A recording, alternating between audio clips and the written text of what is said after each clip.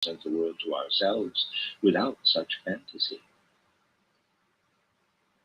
It is even believed that technical concepts are the only kind that ought to be applied to the world, because only then can the danger of fantasy be avoided and true knowledge obtained. However, something of a very much more fundamental nature lies at the basis of what has just been stated. Something which was prophesied already in the ancient mysteries by initiates who had attained a certain grade.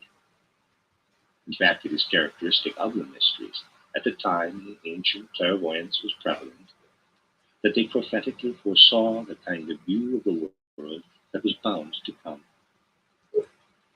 Something like the following was said: if the view of the world prevalent today, this today was in very early times when man in an instinctive, dreamlike way participated in this environment, is preserved for future mankind, then the human being will never become free. His impulse to action will always come from his inner experience of the world. In his heart, a divine world will speak, but a divine world that makes him dependent. People in the ancient civilizations were always unfree. They were aware that when they were not obeying laws of state laid down by their rulers, they followed divine commands. They were, so to speak, beings who simply carried out the impulses prompted by the divine within them. Therefore, in the mysteries it was said, a time must come when the divine influence within man must cease. A time must come when he looks out on an external world and sees only objects and events that have nothing to do with his humanity. A world of which he only takes into his soul the external aspect. Man can be free inwardly just when he witnesses and experiences only forces of nature and not those that sustain him. Then his inner being will be unburdened, because nothing will fill his soul except what is external to his nature. A phase had to come in mankind's evolution when he would see external nature as something apart from himself and thus achieve independence. This was foreseen in the ancient mysteries, where the initiate said, what at present we can give human beings, whose instinctive clairvoyance enables them to meet us with understanding, will not always be possible to give to man, because it makes them dependent. Man must acquire a knowledge which does not determine his inner impulse to action, but leaves him free.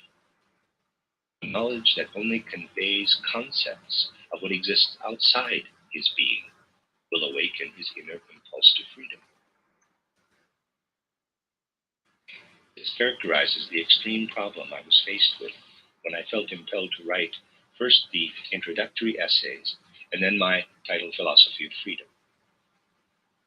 The fact had to be fully recognized, with all its implications, that the age in which we live is completely oriented toward knowledge of a technical nature. There is no choice but to adapt to this approach. Otherwise, the doctrines derived from the instinctive experience of the world in ancient times and still preserved in the creeds and so on will be distorted. No other possibility exists than to make use of concepts which are also applicable to the construction of machinery and so on. We live in a world that is thought of as a huge machine and as a huge chemical plant.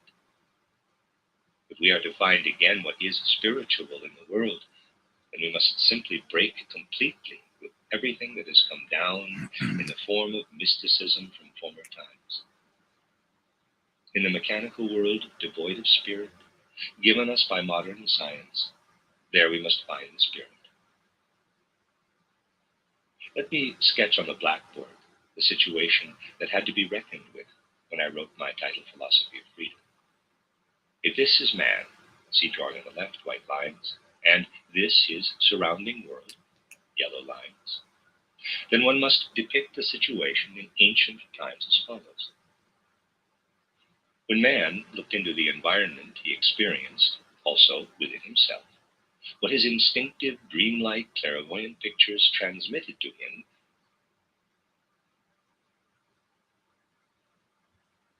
Let me read that again.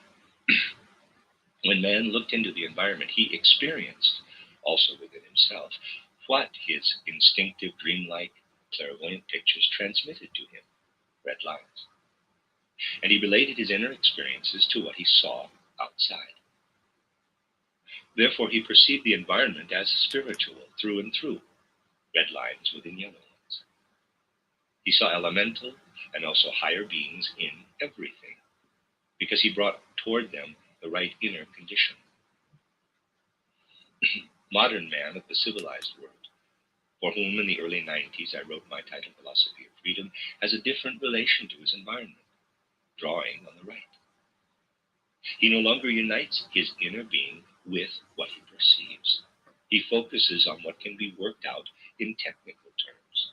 He traces the laws at work in it. What can be worked out in technical terms. He traces the laws at work in it. Can be worked out in technical terms. He traces. Leonardo da Vinci seems to have encrypted the Great Pyramid of Giza into the Vitruvian Man, along with an exact geometrical match of the Earth-Moon pyramid relationship. Da Vinci has identified the presently known subterranean Queen's and King's chambers, which begs the question, do his upper lines represent presently unknown chambers? The Japanese delegation had located a void space above the Grand Gallery that appears to lead exactly to the throat chakra line on the Vitruvian Man, indicating that where Da Vinci has left us another horizontal line might be leading us exactly to the precise location of another chamber undiscovered. The Last Supper also carries the exact angular reference of the Great Pyramid. In the King's Chamber, I noticed the Alpha and the Omega. On the right wall, we can see the faint letters Alpha, Q, W. W is a lowercase omega. Join me in this journey as we crack this mystery, left to us not only by Leonardo, but other Renaissance and ancient polymaths and philosophers who have been endlessly pointing us to the same conclusions. Everything is connected.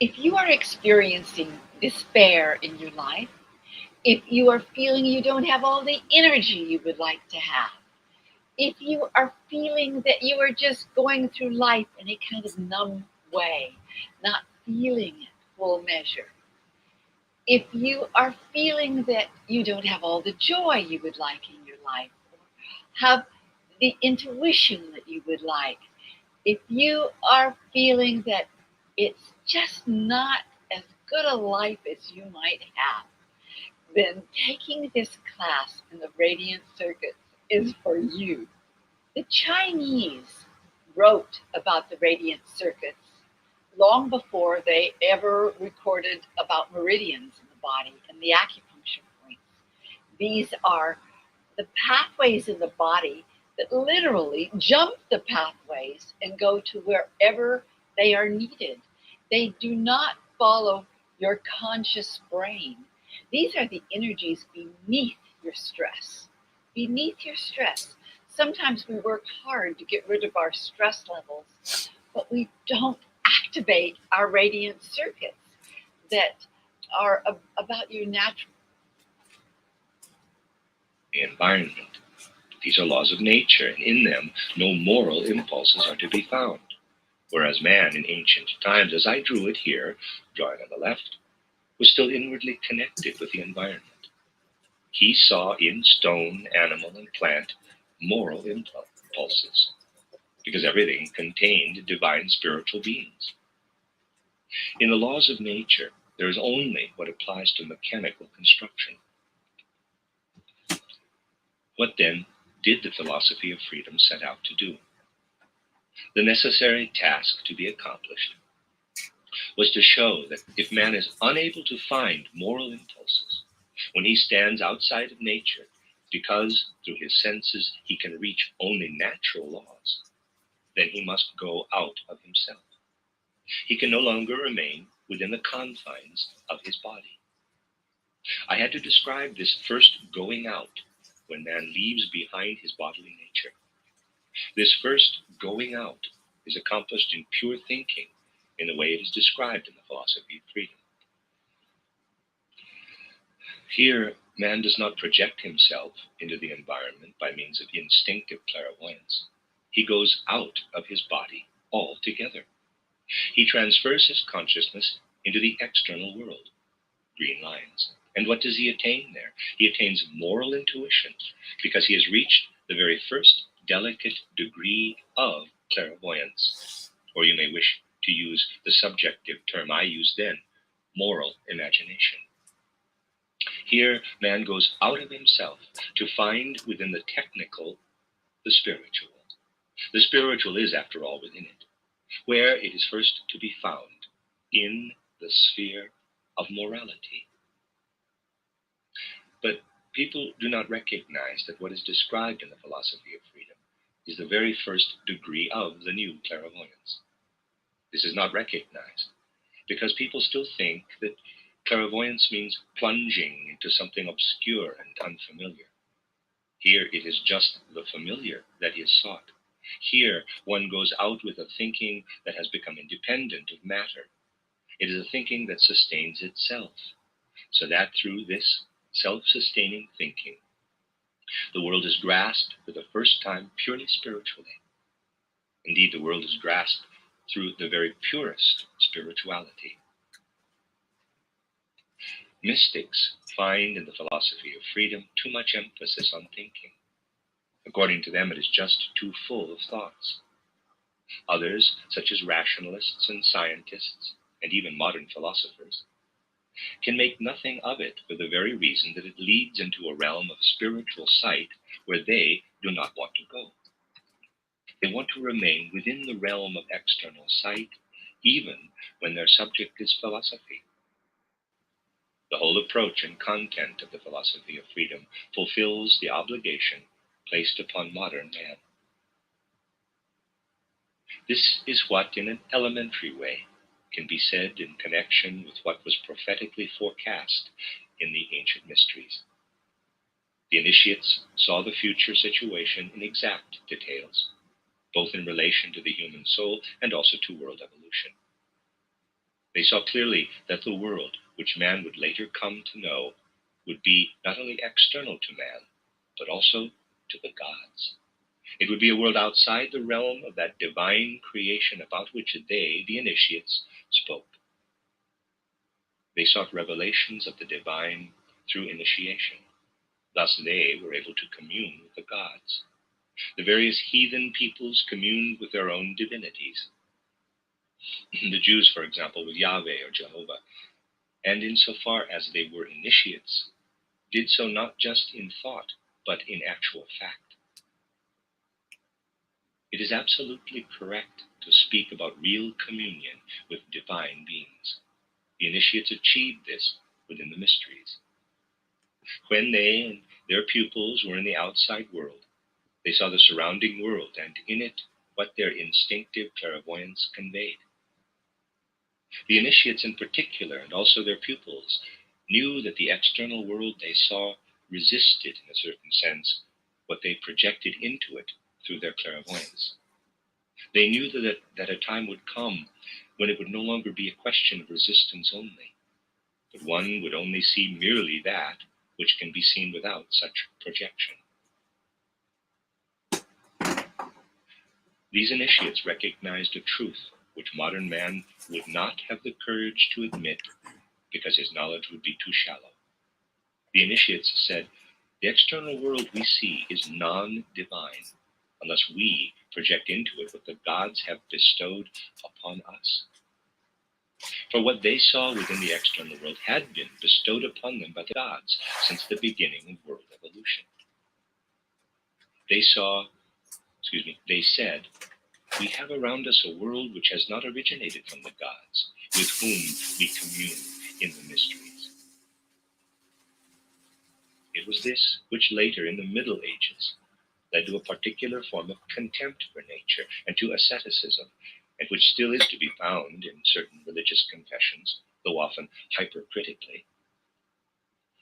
This attitude had its first beginning in the ancient mysteries, when man had to acknowledge, when I look into my inner being, I can commune with the gods.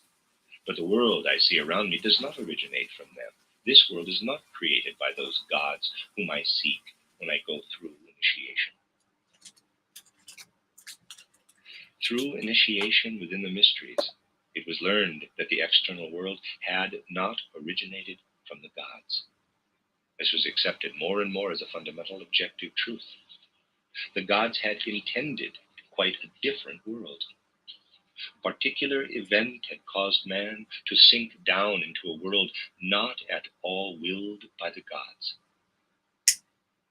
If time allowed, it could be shown that all ideas concerning the fall of man, his expulsion from paradise, stem from the recognition that the world around him is not a world created by the gods.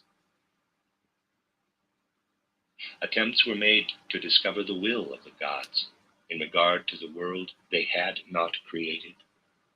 And it was realized that what the gods wanted was the disintegration, the annihilation of that world. This fact, too, the initiates in ancient times had to face. The gods whom they reached up to revealed that their decision regarding this world was its destruction. Yet the initiates also knew that man, in order to become independent, had at some time to derive his human knowledge precisely from the world which the gods found ripe for extinction. In the early Greek mysteries, this knowledge was understood in a specific way. There, the aim was to interpret the world through art. At that time, there was no inkling of a natural scientific approach, such as we have today. Through plastic art, and particularly through the Greek tragedy, in fact through art in general, the aim was to create something through man, which, though associated with this world, nevertheless transcended it. The initiated Greek said to himself, "The world I see around me with its trees, its springs, and so on, all this will disintegrate. However, what from this world has been secreted into a Venus de Milo, a Zeus or Athena, or into the dramas of Sophocles, will surely pass over from the realm of the visible to the invisible. The thoughts which had gone into a work of art would remain and would secure the continuation of the earthly world, which otherwise might disappear completely, even if the earth itself disintegrated." Already the very early Greeks, at the time when art still proceeded from the mysteries, visualized that the world must be saved through art. For the world, though derived from the gods, had absorbed a content which the gods themselves wished were fully known to the initiates. This can be proved even historically. Certainly, we have added much by way of